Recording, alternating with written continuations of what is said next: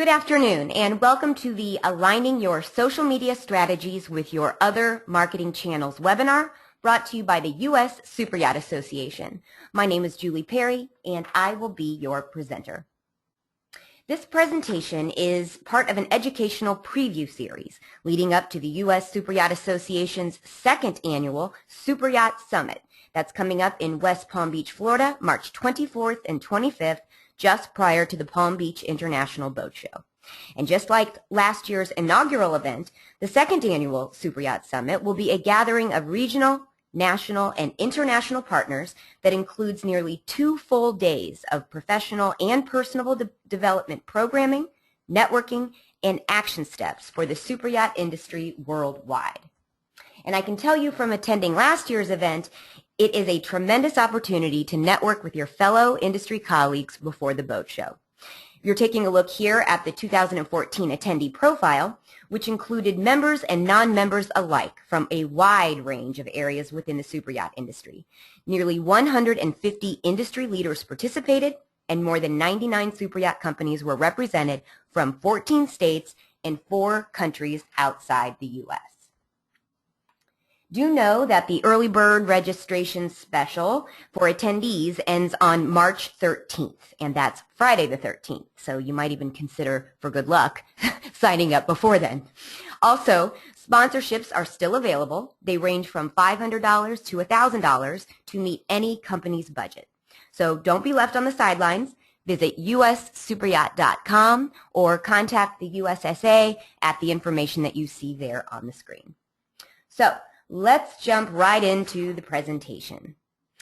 According to Pew Research, as of January 2014, 74% of internet users are active on social networks. Now that percent, which has surely grown over the last 13 months, proves that social media is not a channel marketers can ignore any longer.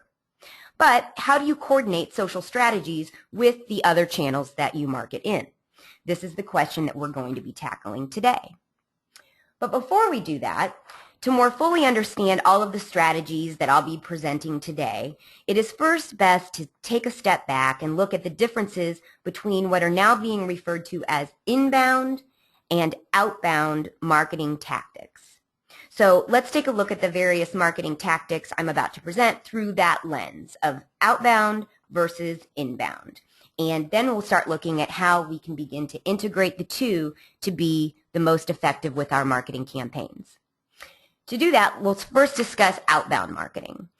Outbound marketing is typically referred to as push marketing. Some of you may have even heard it referred to as interruption marketing. The idea is that you are pushing your marketing messages on your intended audience. So many forms of traditional marketing and advertising involve these types of push tactics. Brian Halligan, the CEO of inbound marketing platform HubSpot, actually refers to outbound marketing as any time you have to buy, beg, or bug your way in. So as we look at this list here, familiar with cold calling and telemarketing as a form of interruption marketing or push marketing outbound tactic. Direct mail falls into this category, pushing your message into your audience's mailbox. Email blasts are also looked at as a form of outbound push marketing. When you attend a trade show, which I know many of you are doing this week at the Miami Yacht and Brokerage Show, or even networking events, that also falls into the category of outbound marketing. And any form of advertising, so print media, TV, television, and radio ads. These are all forms of what are referred to as interruption outbound marketing. And I always have some trouble with this pesky little category down here of press releases and media relations. And I like to think of it as the idea that when you are sending out press releases to the media, granted, it's not your end audience or end user, but it is trying to get the attention of a journalist that you hope then decides to pick up on your story and write an article about you and run some form of media coverage. That then would become the inbound aspect of that PR tactic. But as for just sending out press releases and media relations, that tends to be looked at as more of a push tactic. It's just that it's going to journalists as opposed to your final audience. So now we're going to look at inbound marketing. As you see there on the left-hand side, all of the push outbound tactics have been moved off to the left. And on the right-hand side, we're looking at inbound marketing, which, unlike the push tactics we were referring to before, often are referred to as pull tactics. Or as opposed to interruption marketing, we're talking about permission-based marketing, that your prospects have given you permission to be marketing to them. In other words, even asked to be made privy to your marketing messages. So I like to say that there are really three main components of inbound marketing, those being search engine optimization or search engine marketing, there you see at the top. And this is the process of creating optimized web content on your website or maybe even your blog based on keywords that people are out there searching. That your goal then is to boost the organic visibility of that content within the search engines so that hopefully you can earn the click. When someone searches certain keywords and you have risen to the top and pop up there as the maybe second, third, first, even hopefully result, you earn that click, earn them coming over to your website to see more about what it is that you have to say. And a lot of that involves content marketing. So as I mentioned, blogs typically show up in search engines as results. So any content that you're putting on your website, and that doesn't always have to be in the form of blog posts, but maybe even videos or white papers, ebooks, infographics today are a very popular form of content marketing. But it's the process of creating magnetic, valuable content that is going to attract and pull in your prospective buyer or client. RSS feeds. If you can produce a valuable enough content, then the end user may say, hey, I want to be made privy to everything this brand or company has to say, and they may subscribe to your RSS feed so that your content is actually delivered right to them in their RSS feeder. So that's a way of pulling people into your sales funnel. Social media is that third main component that I was speaking about. So we have SEO, content marketing, and then social media being the process of leveraging social media platforms to promote and boost the visibility of your content. So this really amplifies the impact of your content and allows you to engage directly with your prospects, your leads, or your customers. So just like we talked about someone maybe subscribing to your RSS feed, they may also want to be made privy to your marketing message by subscribing to your social channels or feeds, liking your company on Facebook, following you on Twitter, liking you on LinkedIn, following you on Pinterest. So that then is another form of inbound or permission-based marketing. Now, this next one here, social media ads, I like to think of this as more of a hybrid. It's a little bit of inbound because it's, as I mentioned, showing up in social media feeds. But the outbound aspect of it would be that you're putting money behind it. You're pushing it out there. And the reason that this is a tricky one and more of a hybrid is because anymore, as we all know from being on platforms such as Facebook and Twitter and just testing the audio here. Okay, there we go. I thought we had a little glitch in the audio.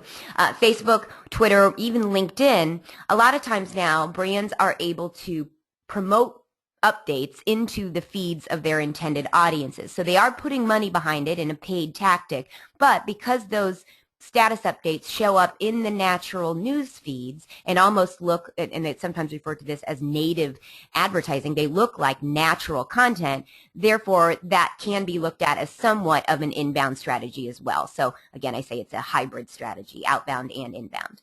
Next, we have viral videos. If you produce content that's good enough, the hope is that you'll start earning the shares. People like it so much they want to share it with their friends, and so you start pulling people in by way of that shareability factor and getting people talking about you online.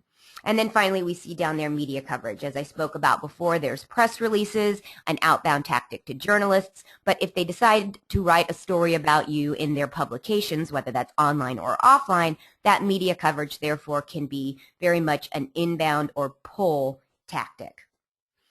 But mainly, what we're talking about here is that to truly be effective anymore, you need to start integrating your outbound and your inbound strategies and tactics. The customer journey anymore has become so dynamic. People are accessing your marketing messages via different platforms, different devices, or in even these different channels. So to keep up with that and be the most effective in with your marketing campaigns, you really need to start looking at integrating these outbound and inbound tactics. Weave them in and out, back and forth, not just one channel or one mode of marketing, but both of them in tandem, back and forth, playing off one another. So it's really a convergence of these channels in your owned, earned, and even paid media channels that you must do in order to keep up with the new dynamic customer journey. And that's what we're going to be exploring today. So first up in this going to be a very fast-paced webinar, and I apologize for speaking quickly, but we're going to be talking about a lot of information to get through, how to blend your social media marketing strategies with your existing outbound and direct marketing campaigns. And some of the ways we'll be talking about doing that are trade shows, one of those outbound tactics that we were talking about, but integrating that with various strategies on Twitter, and I'll specifically be speaking about Twitter hashtags and Twitter lists that will allow you to maximize your next trade show or networking event. Next up then, we'll talk about direct mail as an outbound tactic, but how you can combine that with forms of content marketing, giving good content as bait in order to pull your offline prospects into your online marketing sales funnel. Then we'll discuss the idea of promotional offers, which really can be inbound or outbound, but the idea of typically the messages you might put in a telemarketing campaign or a direct mail campaign, and how you can take those same promotional offers and begin spreading those through social platforms and use some of that, what I was referring to as the paid social media, to run some ads and get that content out there in front of your target audiences. And then finally, we'll be discussing how to grow your email list and increase brand engagement with social media contests. So we'll start off with, as I mentioned, maximizing your next trade show or networking event by harnessing the power of Twitter and Twitter lists. So the outbound tactic here is having that booth at or simply attending a trade show or networking event. And then the inbound tactic of using Twitter lists and hashtags to maximize your presence at that show, as well as your networking opportunities and even brand engagement while you're at the show. And we'll touch on some ways that you might hold contests or giveaways that will allow you to lure your prospects to your booth, and then you can start to promote those on platforms just like Twitter, but you could even do it on Facebook, that will draw people to you while you are at the show.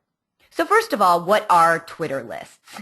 All right, these are subsets of Twitter users who follow a particular topic for your own purposes. So you create your own lists and on different topics or events, and as you see here, we're looking at a screenshot of my personal Twitter handle, and I have 23 lists that I've built there.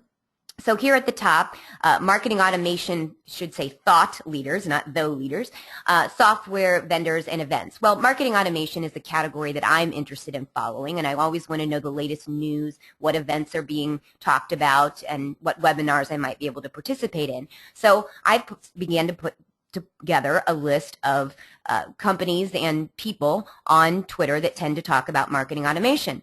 More importantly to this conversation, I also have a yachting and marine list of industry people, businesses, and organizations, 691 members I've built up there, that allows me to just hone in on that one particular topic category while I'm on Twitter. And pertinent to this discussion today, you'll see there below 2 examples of events that I've participated in and actually spoken at in the past, where beforehand I began to build a list of Twitter members that were going to be participating or attending the show, because I wanted to get on their radar but also hone in on them so that they would in turn notice me and may later consider participating in and attending my particular presentation.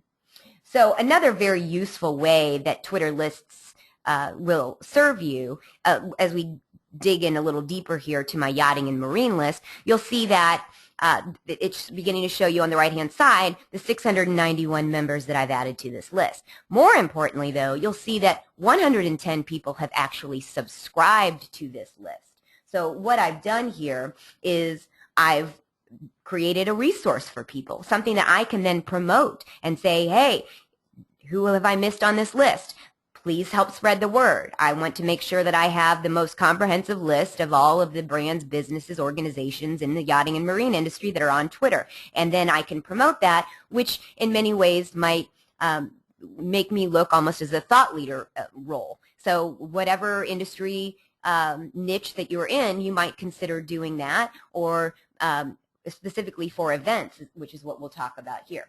But a way that you can also use Twitter lists is to categorize what you're following on Twitter. So for any of you that may use TweetDeck or even Hootsuite, this becomes a very useful tactic in order to categorize out the people and topics and interests that you follow on Twitter. So for example, I follow nearly 6,000 people on Twitter, and oftentimes people will say to me, oh my gosh, how do you even put up with all that noise? Well, one of the ways that I can get away with doing that is because I've used my Twitter lists and I access them through TweetDeck. You see the URL there at the bottom. This is software that they've now actually, it's web-based, placed online. So when I log into this, I can then view these various categories on their own. I've got it divided up by social media, let's say as a topic. Indianapolis, that's people in my local area. There's that yachting and marine list you see there, the topic of analytics. But you know, you can also create these lists within TweetDeck anyway, based on hashtags or keywords. So if I were going to be sitting there at my computer all day at my booth at a trade show, I might set up a specific column just following the hashtag for the show or even keywords that surround the event. So how do we leverage these? Why are we even using Twitter lists? Well, I've referred to it a couple times here. You're getting on people's radar. And one way to do that is to add people to Twitter lists that complement their expertise in given areas. So I'm going to show you some examples there. The benefits of Twitter lists: every time someone adds me to a list, I get a notification. So you'll see the most recent notifications I've received of lists to which I've been added. Now, there's Maria Carlson, who has added me to a super yacht industry list. So when I see that, I say, aha. If I didn't already know Maria, I might say, oh, who's this? Someone else in the super yacht industry. I'm going to go over and check them out and see what they're up to.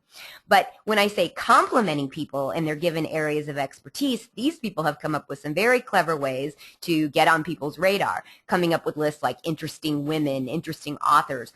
One of my favorites here, awesome B2B marketers. That's a tactic that we've often used in the past. For example, when I worked at a PR firm and we would go to the Consumer Electronics Show in Vegas, we might create a particular list that said awesome tech journalists. And then we would go through and add the various journalists that for whom we wanted to be able to connect with whom we wanted to connect with at the show.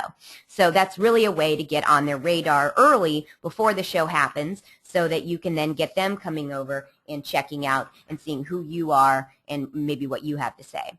As I mentioned earlier, you can also build these lists as a resource to promote for others. A great example of that, this is Dig Indiana, which was an event that I was a volunteer for in Indianapolis. It was one of these events. We were celebrating the farm to fork experience, and we were really out there trying to get on the radar of foodies in Indianapolis and people that might want to attend the event. So we've created several lists here, as you see, Indy's finest foodies. Now this was a fun one because we would then tweet out the list and say, who have we forgotten? You know, who do you know that's a foodie that's not on this list? And what we found was that people were clamoring to get on this list. They were nominating friends. They were saying, wait, you forgot me, or hey, you should check out so-and-so, add them to that list. So it was really a great way to build awareness for the event in front of our intended target audience. But something else that we did, friends of Dig In. Anyone that tweeted out that they were going to be coming to the show, we would add them to that list. Slow food movement leaders was another one. And then you see down here at the bottom, this one became a way for us to actually give back to those that were sponsoring the event, that were participating, the chefs, the restaurants, the wineries, the breweries. We created lists that included them and then also promoted those as a resource so that people would know who was attending and who they might be able to then follow directly on Twitter. So in the end, this really all comes down to what I often refer to as my Twitter golden rule. Make someone feel important, and they, in turn, make you important.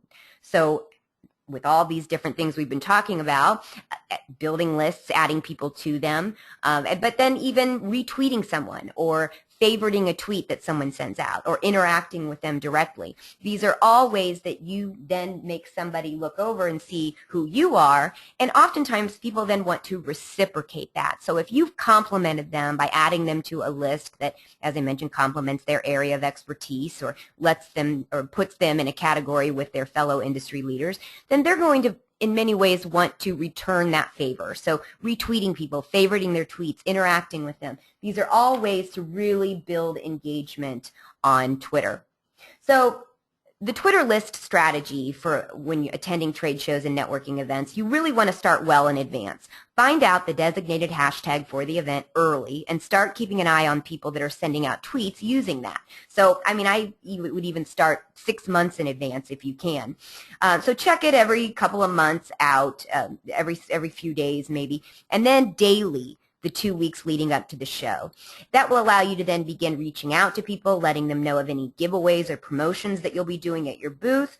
But just by adding people to a list that is titled, tweeters coming to X trade show, the Miami Yacht and Brokerage Show, you'll find out that they may end up tweeting about that list, but you'll also be getting on their radar. And you see up here on the right-hand side, you can even embed this search. So on a website or blog that you might have, you could consider even creating your own hashtag for the event and branding that, and then creating a feed of people that are using that hashtag during the show, which can be a lot of fun for you and your brand.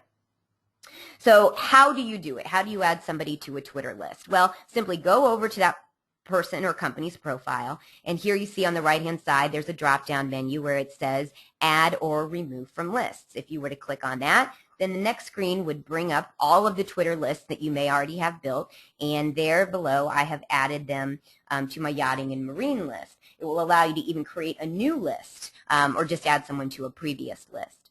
Now, an interesting thing I do want to point out is that lists are typically public, but you can make them private. So when I spoke earlier about how we would build lists of journalists that were attending trade shows, one sort of sneaky technique might be to even build that list privately, or build that list privately of attendees to the show so that you're not actually on their radar yet, but then once you get to the show, then don't just take that same list and make it public, but then begin building a public list based off the private list. So people will be getting that notification of being added to the list while they're at the show, which is really when you want to get on their radar because they're there, they're present. It's not just 2 months before where they're going to have to remember you later.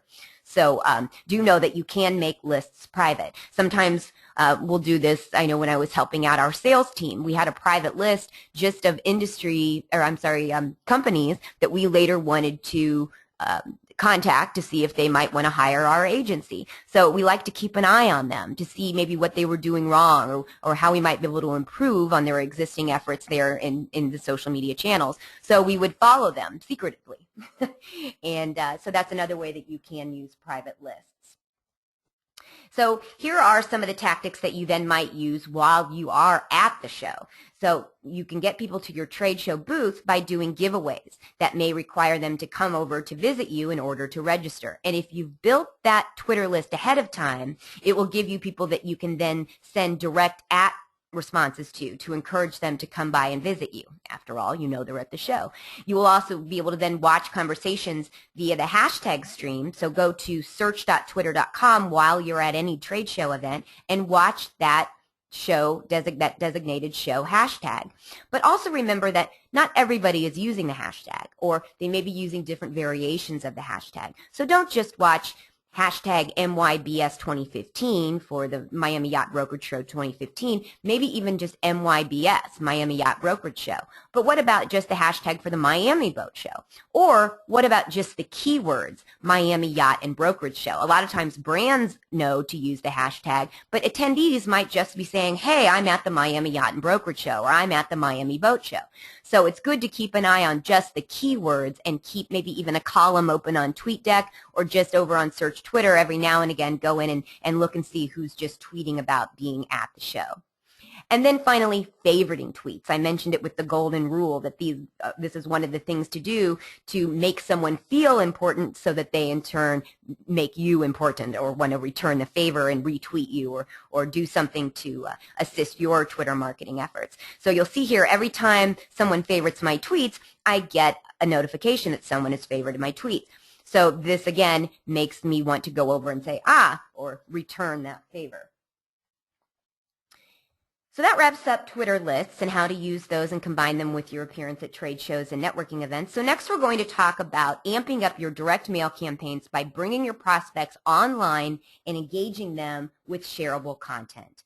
So while print is still an incredibly effective method of communication, that being maybe even direct mail, you can combine it with digital strategies that will then allow you to expand your reach and increase your revenue. So once again, what we're doing is we're bringing offline prospects, audience, our targeted audience, into our online digital marketing sales funnel. The outbound tactic, therefore, being direct mail, and then, as I mentioned, bringing them online. Think of this as bait, giving them good content, valuable content bait to reel them into that digital sales funnel. Some of the ways that you might consider doing that are holding contests, running promotions or giveaways. There we see at the top, this direct mail piece, they were giving away a Dell mini computer, and in order to enter, they gave people the URL where they could go online. And I'm sure once they got there, they had to give up their, certainly their name and their email address, but maybe even other information or data that the company was trying to gather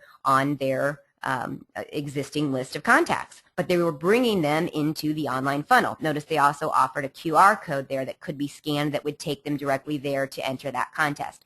Then down below, we see a very clever idea, and I'll be touching upon this a bit more in a few slides, but you'll see that it says, discover which Ingle home is your ideal match. Well, this was actually baiting someone with the idea that they could come and take a survey or a quiz that would in turn give them some information, almost like taking one of those polls that you see online where you answer certain questions and then it tells you, what TV character you might be. So this is saying discover which Ingle home is your ideal match, but what we see there beneath it is visit, and they've got her name.whathomeareyou.com. Well, that's referred to as a personalized URL, or often called a PURL, and I will be talking about that in a bit. But see, they are enticing her there, though, that doing this will also allow her to be entered to win $1,500 in cash. So that's really a great way to bring people online. So that's a good content bait idea. I touched on the QR codes there in that last slide. Here are two examples where Geico actually allows you to just scan the QR code and get a free quote.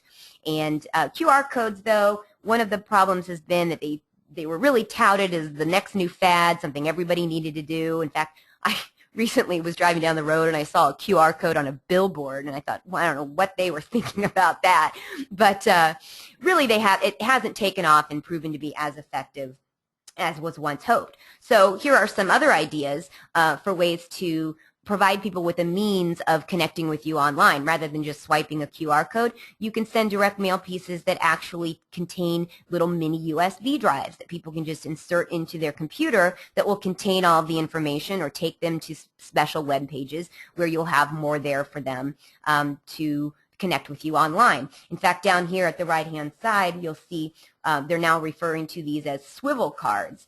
This is created by the company IntelliPaper.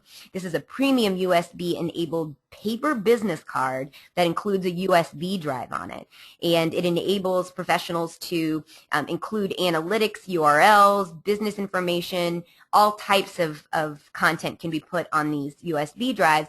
And the cool thing is that you can then update the information later. So whatever page that's sending them to, then remotely you can actually go in and program what's showing up when they insert that USB drive. And it does, as I mentioned, include analytics later. So you can see how many people actually came on, used that USB drive, and then what they did after it. So very effective. So these are just different ways now that you can make your direct mail campaigns a bit more enticing for people to want to engage. Give them a USB drive and pique their interest to want to come online and engage with you there. And going back to that example that I showed you with the pearl for Kristen, what you see here on the left-hand side, if Kristen were to have gone to that particular link or swiped a QR code even to get there, this is where she would have ended up. Now, this one was for Jason, but Jason, so you want to find out what kind of home you are. And then they, of course, remind them you can win $1,500 in cash. But what they're doing then is they're capturing very important data about this particular lead, and that will then allow them to market better to this individual in the future. So once again, pearls, personal URLs. If you just Google that, there are a lot of companies out there that offer this service.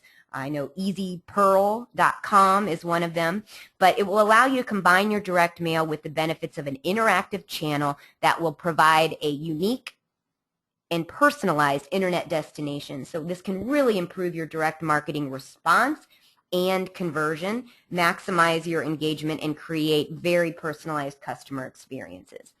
So what are some other content bait ideas that you can use, whether you're sending out a QR code, just giving them a pearl that you want them to enter in manually, or giving them a USB drive they can enter in and be taken there immediately?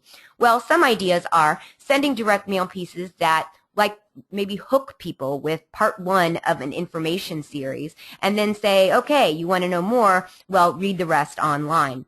Really pique their interest and tease them with valuable content that will then want them to seek out to your online destination to learn more. You could include a list of recent blog topics that you covered. Give them a summary that say, hey, have you been to our blog lately? Here are some hot topics that we've recently been covering.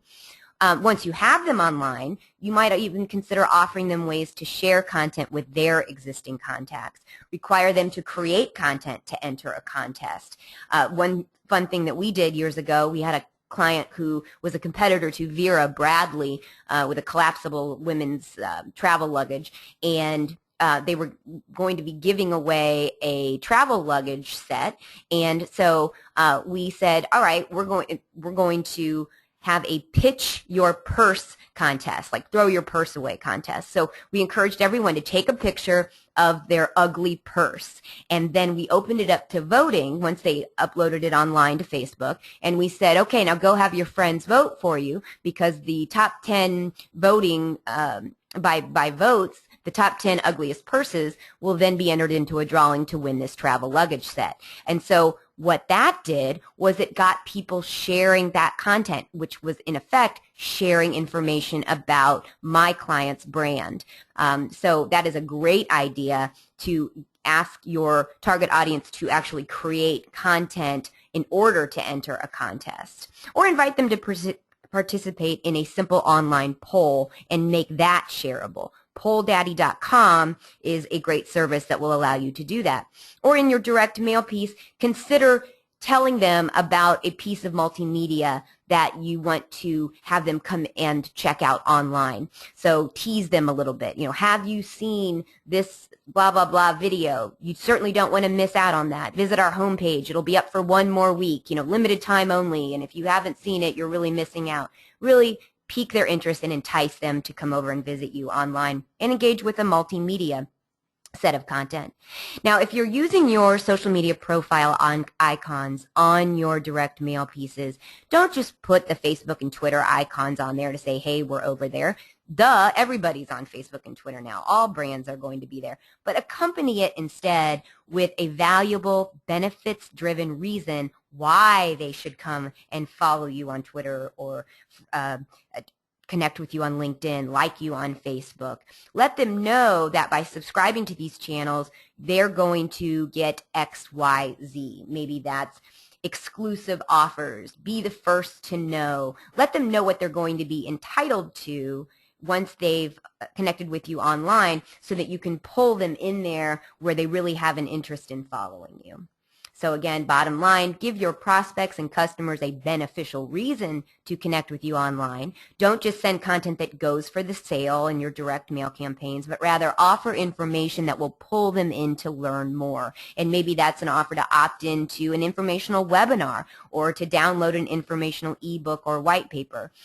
Let them know what benefit they'll get, but then offer them easy ways to do it, whether that's through a Pearl, whether that's through a little mini USB drive that gets sent along, or even a QR code that they can swipe that takes them to a personalized URL.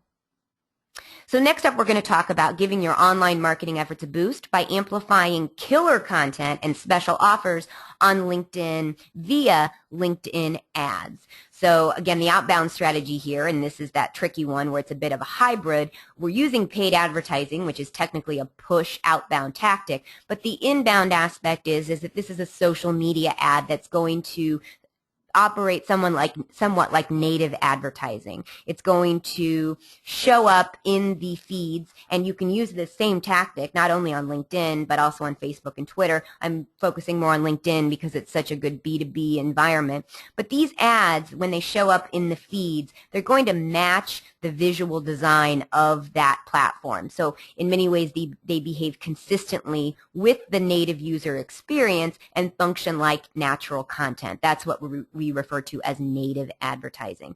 So any promotional offers that you might do, things that you typically may be sending out through your more outbound marketing methods, instead you can promote those in this inbound, outbound hybrid of a fashion on LinkedIn. And some of these things or posts that you might be promoting may be links to articles or videos, or even offers for people to opt into special webinars, or subscribing to download a white paper, or merely just promoting a blog post. So this is what these ads look like. Here's an example on LinkedIn from Allstate, where you see off to the top here, it says sponsored. That is how somebody will know that that particular content has actually been pushed out to them, but it will appear in their news feed, and it's not always obvious, obviously, and obviously. But this is what these LinkedIn ads look like when they are done as sponsored content. In order to run these ads, you need to first have a LinkedIn business page. Once you've done that, you'll be able to go into the advertising interface by hovering over your profile picture there on LinkedIn and then just clicking on advertising. But as I mentioned, first you want to have a business page on LinkedIn. If you don't already have one, I highly recommend setting one up. Whether you're a large business, small business, even nonprofits, everyone should have a LinkedIn business page. And it's mainly because these do now operate similar to a Facebook business page, where people have a feed, news feed, that flows through on LinkedIn, and if they're following your company, you will show up in that feed. But by having the page, you can also create sponsored content that will show up into the feeds of people that you simply target. They don't necessarily have to be following your brand directly. So here's what it might look like if I've set up a business page, and here's an example from an agency that I worked at, StrataBlue, and I go to share a status update just like I would on Facebook or Twitter. But it lets you customize your link. So I can paste in a URL. It might pull over a preview from a blog post or a landing page on my website, but then I'm able to actually upload my own image file. This is very similar to Facebook for those of you that have ever put a status update out on a company business page, and then I would share that. Well, then it would go out to, as I mentioned, anyone that currently follows my business page. But what you can then do is go into that advertising interface that I showed you how to access there 2 slides back. Here on the left-hand side, this would be an option if I wanted to do what really is an outbound strategy, which is creating a display ad on LinkedIn. So those are the little ads you see that show up in the nook and crannies of the site, maybe up at the top or off to the right-hand side. But those are display ads, and I typically don't recommend those. We find that they really don't get us a major effect, certainly not a very high click-through rate. I don't think people like to click on those types of display ads, but it does work for some brand awareness. If you're just trying to gain exposure and get your brand name out there, it could work for that. But what we want to talk about here is what you see here on the right-hand side, and that is sponsoring content. So I just put out that status update on the page previous, or in the slide previous. Now I'm going to name this campaign or what it is.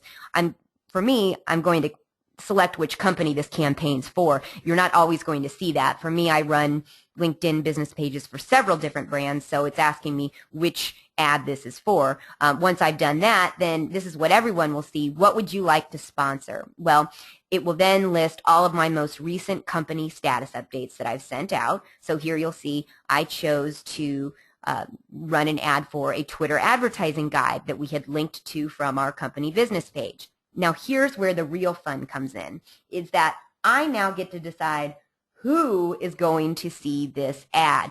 For whom is this going to become visible in the news feed? Targeting options, the array of targeting options is just, I have a field day every time I come over there. Notice you can choose location, and that's city. You can do state, you can do metro area, and you can even do country. Companies, this is a really fun one. You can not only do a company by name, but you can also go by category, industry category, or company size. And there's also ways that you can exclude certain companies that if you don't want to show up in the feed for certain people that work at, let's say, a competitor company, then you can exclude those. Job title is another fun piece of criteria that you can use for targeting by job title, but even by category or job function or job level, so the seniority. So let's say CEOs and you could then choose a certain industry and companies there. Or you can even go by school, a school that someone has attended, or a field of study. Over here then on the right, you see you can go by degree, you can choose by certain skills, or even groups. So I know we all know there are a lot of super yacht industry and even maritime marine groups on LinkedIn. You can target individuals that are members of those groups. And then, of course, there's your basic demographic information, gender, age. So think about this and how you might target individuals on LinkedIn for whom you want your marketing message to show up.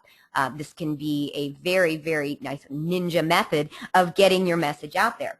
And let me then show you an example of how you would measure your ad response.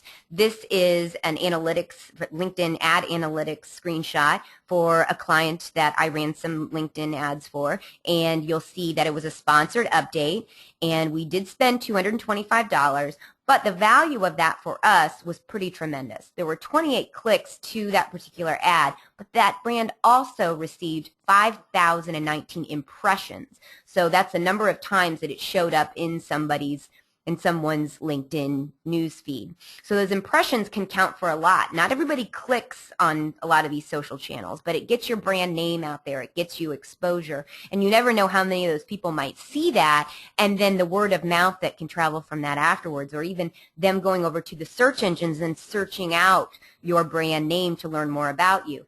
You'll see there were also 11 social actions. Maybe those were people who liked that particular ad when they saw it, and then that might have shown up in their personal feed so that their contacts saw that they liked a particular status update. Some of those individuals even followed the brand followed the business page for that brand. And really the important thing to even note here, and I should make note of down here at the bottom left and right, you'll see that it gives us the feedback of the people that gave us those clicks, their job function, and even their location. So that's very valuable information for us.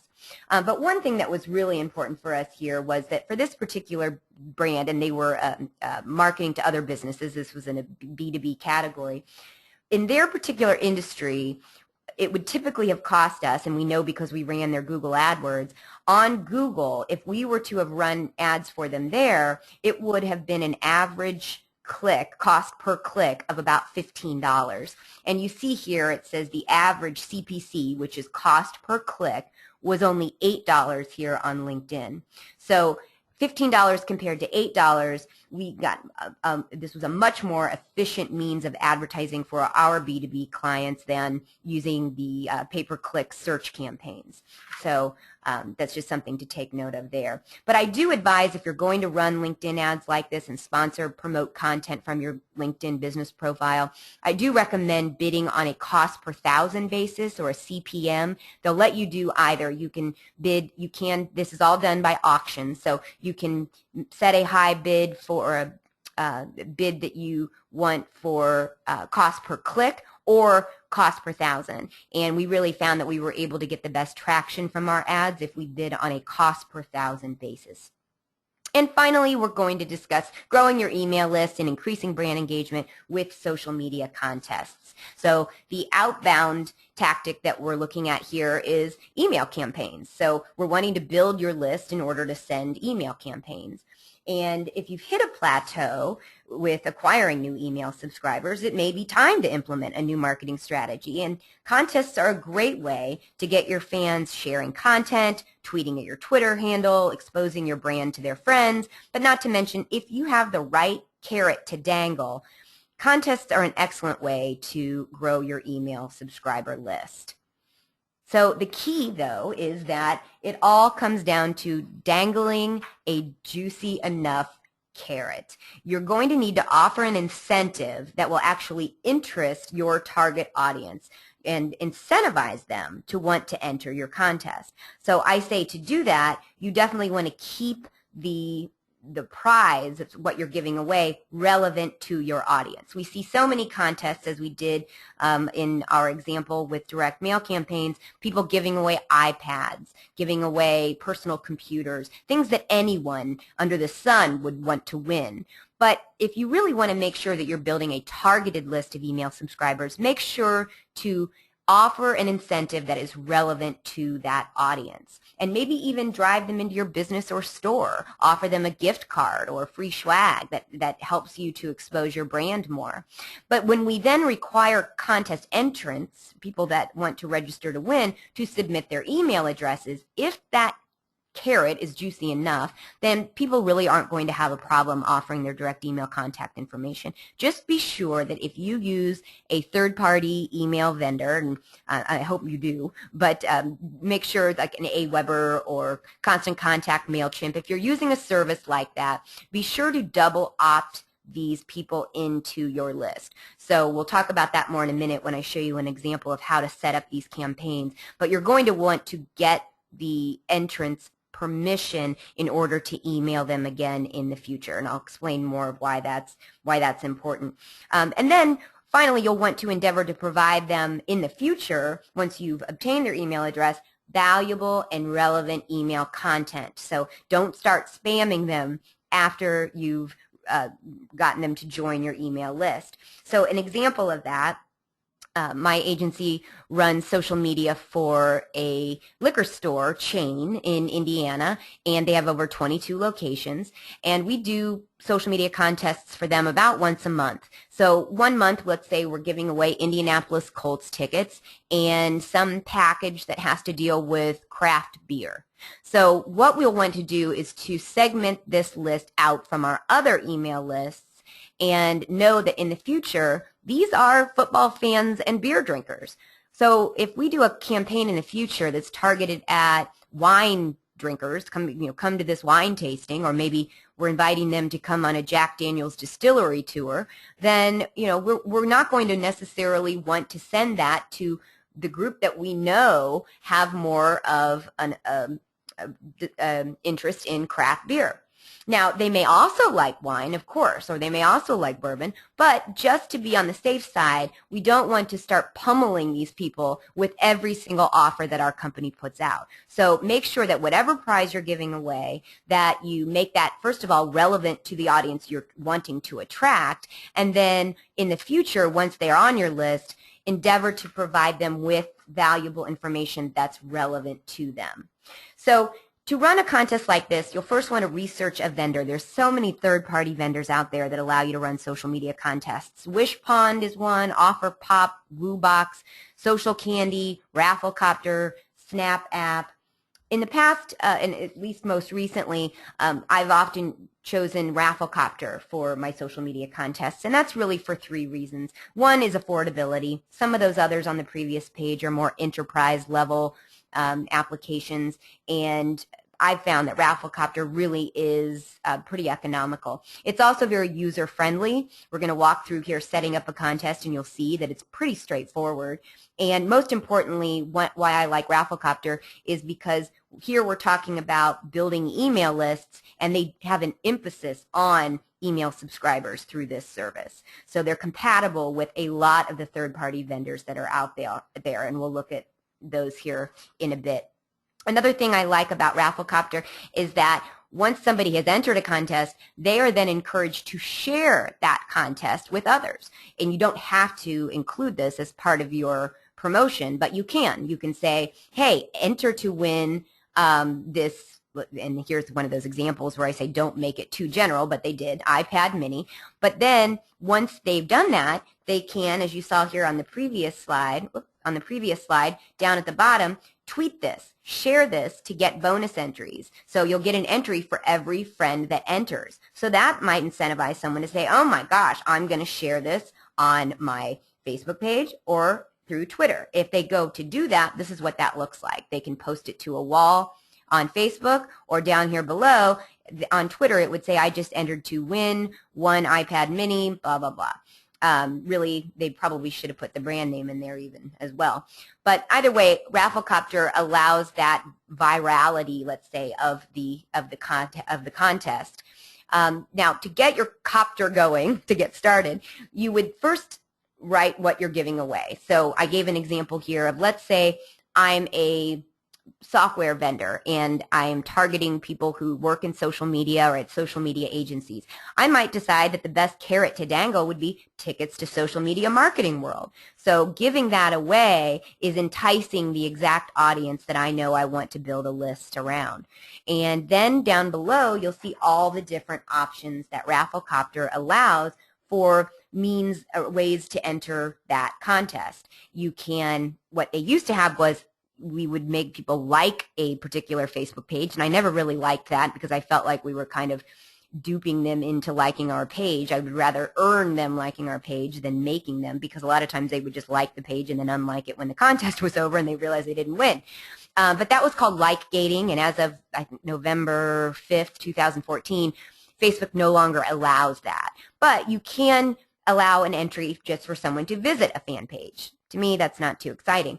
What we really want to focus in on here is subscribing to that mailing list. Another reason I like Rafflecopter as a vendor, because they have an emphasis on this. But I can also require people to tweet a message, follow a Twitter account, pin something on Pinterest, follow somebody on Pinterest, or what we also found to be very effective, have them answer a poll or comment on a blog post, and even invent your own. So some things that you could have here, we used to have a lot of fun with this with restaurants, asking people to enter the dish that they their favorite dish at the restaurant, or a dish that they would like to see added to the menu. Maybe ask them to leave a review of your product. Maybe require them to watch a video, answer a question, leave some feedback. You make up what you want to require people to do to enter your contest.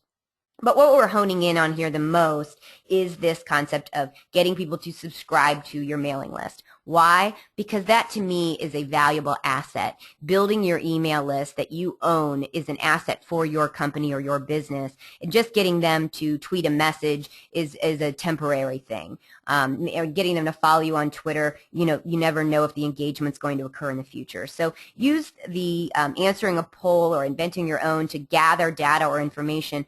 But what we're really wanting to look at here is get them on your mailing list. So to do that, the next step would be that then I would decide which email list vendor I use. And this is, again, why I like Rafflecopter, all the different options. You've got Aweber, Constant Contact, MailChimp, then also Infusionsoft, GetResponse. There's a lot of different vendors that they offer. And the beauty of this is that this is all taken care of for you. There's no programming or coding that you're going to have to do.